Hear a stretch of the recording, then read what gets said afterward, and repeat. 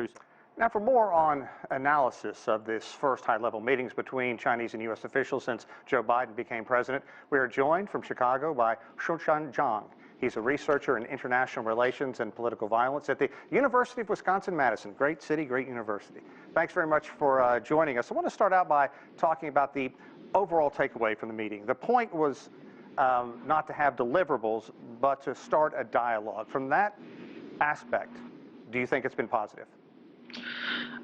Given the way that the first meeting went, it's pretty difficult to imagine what the follow-up conversation looks like. But look, I think that yesterday's meeting at least achieved one thing. It allows both sides to lay out where the bottom lines are, and on the basis of that, they can determine if there are room for compromise on each issue. So a hopeful sign is definitely the series of dialogue and meeting ended better than the way it started. An alarming sign, on the other hand, is the U.S. side seemed to think the bottom line, their bottom line is being able to interfere with China's domestic politics. If that is the case, it will be really difficult for China to compromise, at least on this front. Let's talk about the fiery give and take that really characterized that opening session, as you alluded to. We expect that kind of action to go on behind closed doors, but how unusual is it to see it play out in front of everybody? It wouldn't be that unusual. It is certainly possible that this is a kind of grandstanding formality. Opening remarks is more about acting tough in front of international media and domestic audience. And there's certainly the possibility that the two sides are working more professionally, constructively behind closed doors. But the caveat is we cannot take that for granted. It's entirely possible that behind closed doors, conversation continues to be combative.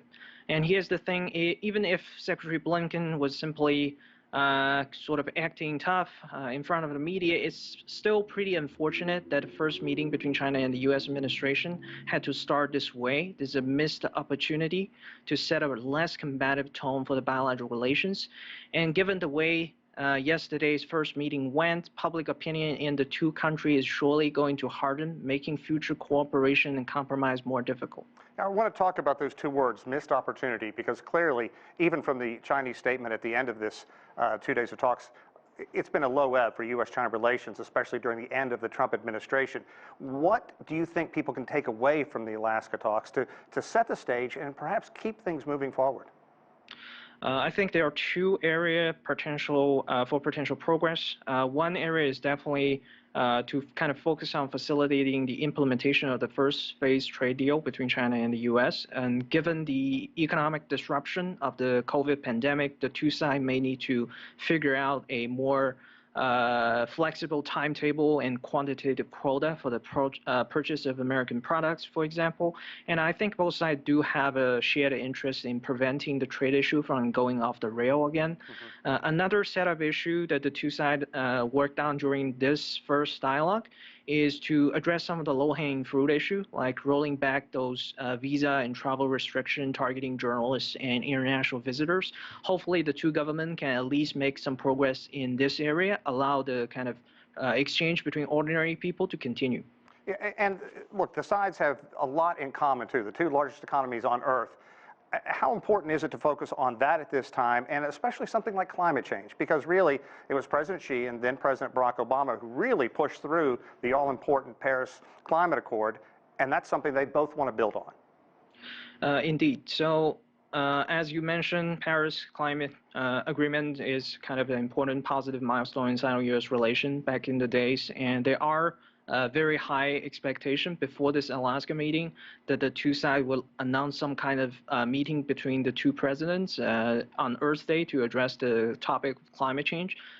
Sadly, though, that hasn't been achieved in a more concrete term. Maybe the two sides are still working on this behind closed door, but definitely it is necessary for the two countries to cooperate on the climate issue. The thing is, how do we get from this sort of a low point in the bilateral relation to the point of cooperation? Xunchao Zhang, are you surprised at all that the Biden administration is not moving to pare back these punishing tariffs that were implemented against China?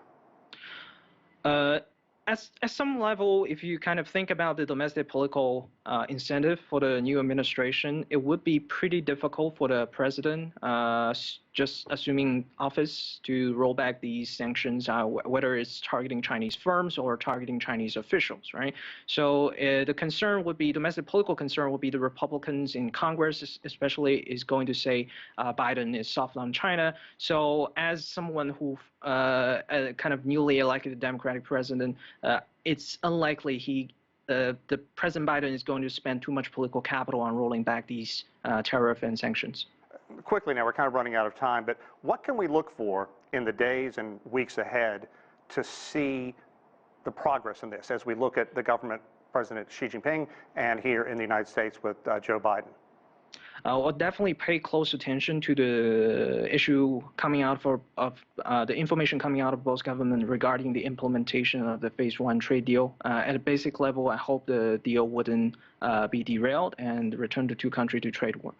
Great. I really appreciate your time and insight. Great having you on. Xunchao Zhang, researcher of international relations and political violence at the University of Wisconsin in Madison.